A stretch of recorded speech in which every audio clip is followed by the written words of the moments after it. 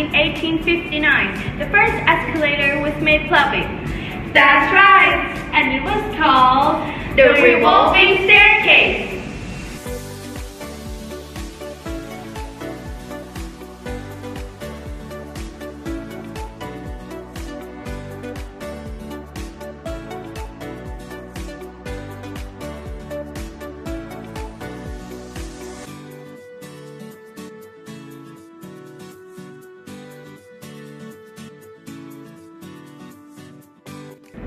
Do you want to know more about escalators?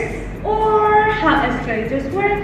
Come and join us. See you at Witthaya School. The 13th Northeastern Open House Competition. Cheer for us. See you there!